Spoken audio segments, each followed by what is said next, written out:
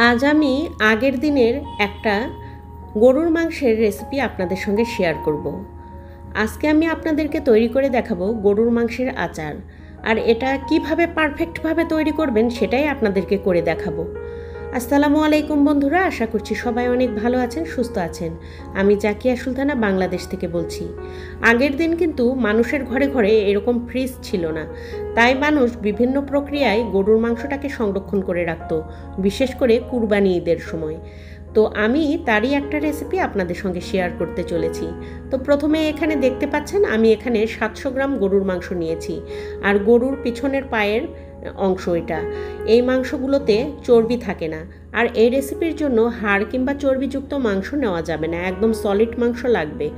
তো দেখতেই পাচ্ছেন আমি কিন্তু তেলটা যেটুকু গায়ের সঙ্গে লেগেছিল সেটুকু বটি দিয়ে সুন্দর করে এই যে এরকম টেনে টেনে ছাড়িয়ে নিচ্ছি, নিয়ে ছোট ছোট করে টুকরো করে নিচ্ছি। এটা বড় টুকরোও করা যায়, কিন্তু যেহেতু এটা পেছনের দিকের অংশ মাংসটা, আর এই মাংসটা একটু খিলখিল হয়ে যাবে বড় থাকলে আর কি, আঁশ হবে।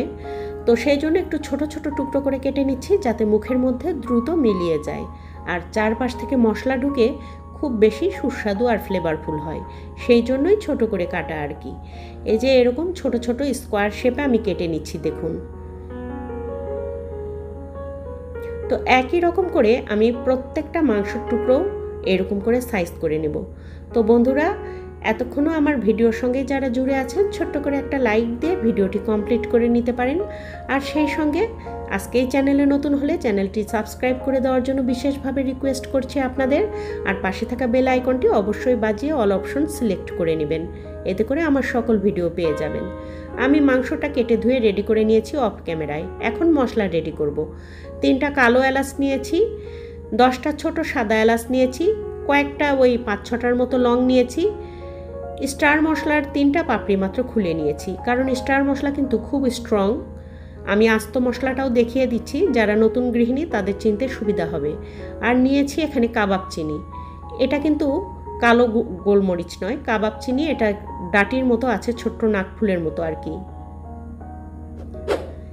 1 টেবিল চামচ ধনিয়া নিয়েছি।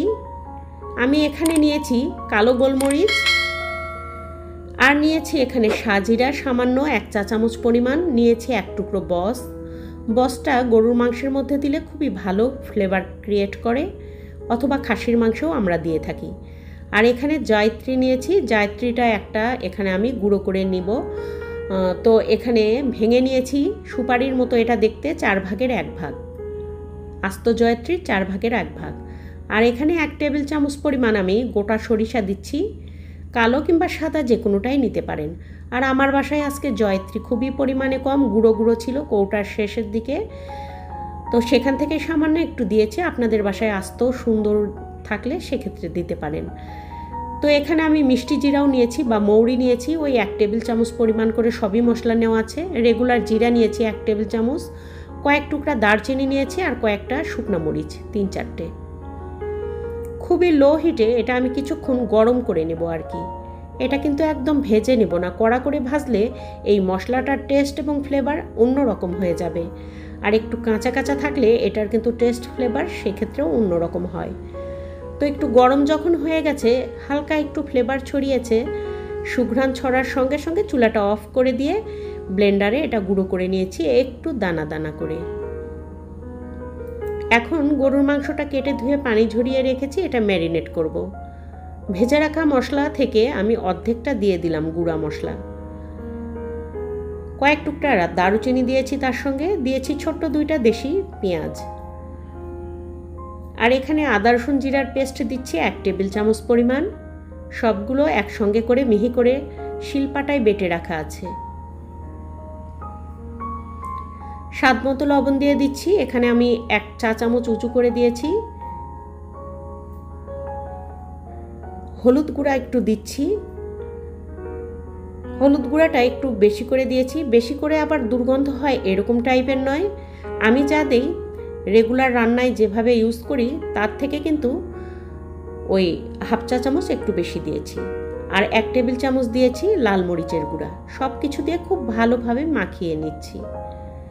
হাতে সময় থাকলে 2-3 ঘন্টা এটা ম্যারিনেট করে রাখতে পারেন, অথবা বেশি সময় থাকলে আগের রাতে ম্যারিনেট করে রাখলে পরদিন সকালেও এটা রাখতে পারেন। সেক্ষেত্রে নর্মাল ফ্রিজে রাখতে হবে। সরষের তেল দিয়ে খুব ভালোভাবে মাখিয়ে নিলাম। আমি অফ ক্যামেরায় হাত ধুয়ে খুব সামান্য পরিমাণ পানি দিয়েছি, এখানে 1/3 কাপের মতো পানি দিয়েছি। আর বসের টুকরাটা দিয়ে দিলাম। বসটা কিন্তু গুঁড়ো করিনি, যেহেতু শক্ত মশলা তাই ব্লেন্ডারে আর এটা গুঁড়ো করে নিইনি, আস্তই দিলাম, তুলে ফেলে দিতে সুবিধা হবে। সামান্য একটু পানি দিয়েছি, দেখতেই পাচ্ছেন। এটা অবশ্য দেখায়নি, আমি অফ ক্যামেরায় দিয়েছি। আর পরিমাণটা দেখে নিশ্চয়ই বুঝতে পারছেন কতটা পরিমাণ, এর চাইতে বেশি দিব না। এখন আমি মাংসগুলো প্রেসার কুকারের মধ্যে দিয়ে দিচ্ছি।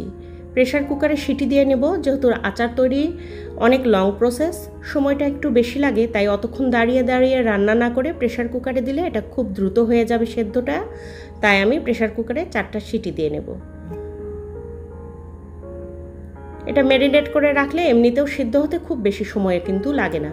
তো প্রেসার কুকার থেকে ঢেলে নিয়েছি, একটু ঝোলের মতো ছিল, তাই সেটা কড়াইয়ে দিয়ে আবারও জাল দিয়ে নিলাম যাতে একটু শুকনো হয়। এই যে এরকম শুকনো করে রেখেছি, ঢাকনা দিয়ে ঢেকে রেখেছি। আর এখানে আমি একটা কড়াইয়ের মধ্যে খাঁটি সরিষার তেল দিয়ে দিলাম। 3টা রসুনের কোয়া ছাড়িয়ে নিয়েছিলাম, তো সেগুলো আমি দিয়ে দিলাম। আর 1 কাপ পেঁয়াজ কুচি দিয়ে দিলাম। সব কিছু দিয়ে এখন খুব ভালোভাবে ভেজে নেব। অনেককে দেখেছি গরুর মাংসের আচার তৈরির সময় 5 ফোড়ন ব্যবহার করেন। মাংসে আসলে 5 ফোড়ন খেতে কখনোই ভালো লাগে না, তাই আমি 5 ফোড়ন ব্যবহার করিনি। এখন আস্ত জিরা ফোড়নের জন্য দিচ্ছি। 2-3টা তেজপাতা দিয়ে দেব তার সঙ্গে, যেহেতু তেজপাতা আমি আগে দিইনি তাই। আর সর্ষের তেলে কিন্তু অনেক ফেনা ফেনা লাগে রান্না করার সময়, তো এটা নিয়ে ভয় পাওয়ার কিছুই নেই। হালকা গোল্ডেন কালার চলে এসেছে যখন পেঁয়াজের গায়ে, তখন আমি মাংসটা ঢেলে দিচ্ছি। খুব বেশি লাল লাল করে কিন্তু ভাজিনি, এমনিতেও এটা তেলের মধ্যে অনেকক্ষণ ভাজা হবে, মাংস পেঁয়াজ এবং মশলা সহ। বেশি লাল লাল করে ভাজলে সেক্ষেত্রে তেতো লাগতে পারে, পেঁয়াজটা ওভারকুকড হয়ে গেলে পরে খারাপ লাগবে। তাই আমি এখানে অল্প ভেজে নিয়েই দিয়ে দিয়েছি, একটু হালকা গোল্ডেন কালার হতে। আবারও উপর থেকে সরিষার তেল দিয়ে দিলাম, কারণ এই রেসিপিতে তেল একটু বেশিই লাগে, আচারটা তেলের মধ্যেই ডুবে থাকবে তাই। এখন আমি ঢাকনা দিয়ে ঢেকে একদম চুলার লো হিটে বেশ খানিকক্ষণ ধরে রান্না করে নিয়েছি। ঘন্টা 2 একটু পরপর নাড়াচাড়া করে দিয়েছি। আর বাড়ির কর্তা নামাজ পড়তে গিয়েছিল বাজারে, ওকে জয়ত্রী নিয়ে আসতে বলেছিলাম, তাই জয়ত্রী এনেছে। তো সেখান থেকে একটা জয়ত্রীর ফুলের মতো যে পাপড়িগুলো থাকে সেগুলো হাত দিয়ে গুঁড়ো গুঁড়ো করে মিশিয়ে দিলাম। আর খুব ভালোভাবে নাড়াচাড়া করে ঢাকা চাপা দিয়ে এইভাবে কষিয়ে কষিয়ে রান্না করে নিচ্ছি। তো একদম লো হিটে এটা প্রায় 2 ঘন্টার মতো রান্না হয়েছে। এখানে দাঁড়িয়ে থেকে 2 ঘন্টা ধরে আমি রান্না করে নিই।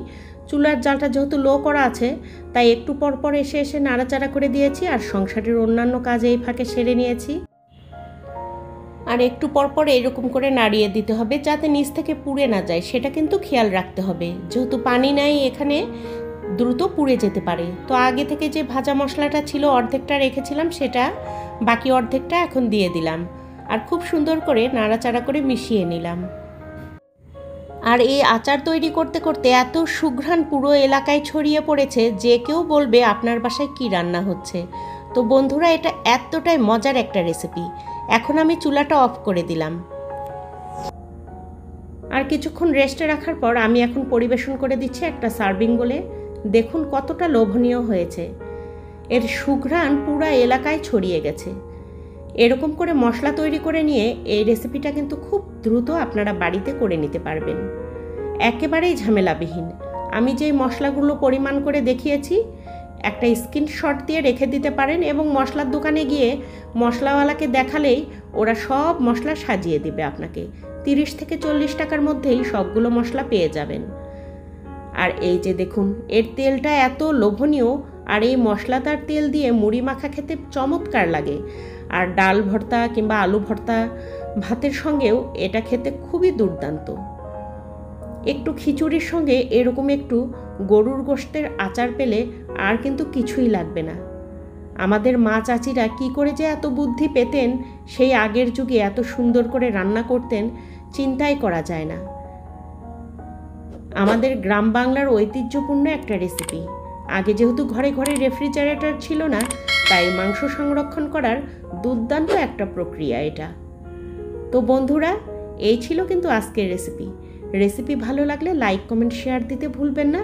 সেই সঙ্গে সাবস্ক্রাইব করে চ্যানেলের সাথেই থেকে যাবেন, পাশে থাকা বেল আইকনটি বাজিয়ে। আর আপনারা ইদানিং একটুও লাইক দিতে চাচ্ছেন না, ভীষণ মন খারাপ লাগে। একটা লাইক দিয়ে দিবেন প্লিজ।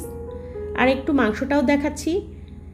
একদম হাত দিয়ে চাপ দিলেই মাংসটা একদম গলে যাচ্ছে, এরকম আর কি। খুব সুন্দর হয়ে সেদ্ধ হয়েছে। তেলের মধ্যে ডুবে থাকবে আরও কিছুদিন, মজে গেলে এটা আরও টেস্টি হবে, আরও নরম হবে, খেতে সুস্বাদু লাগবে। তো বন্ধুরা, আমার আচার তৈরি করা একদম কমপ্লিট। একটা এয়ারটাইট বক্সে কিংবা বোতলে কিংবা বয়ামে রেখে এটা সারা বছর উপভোগ করা যেতে পারে। যখনই মন চাইবে সামান্য একটু সলিড মাংস পেলে এটা বানিয়ে নিতে পারবেন। তো এই ছিল আজকের রেসিপি। আশা করছি আজকের রেসিপিটা আপনাদের খুবই কাজে দিবে। যারা নতুন গৃহিণী তাদের জন্য তো বলাই বাহুল্য। তো সবাই ভালো থাকবেন, সুস্থ থাকবেন। ইনশাল্লাহ দেখা হবে নেক্সট ভিডিওতে। সে পর্যন্ত বিদায়। আল্লাহ হাফেজ। আসসালামু আলাইকুম।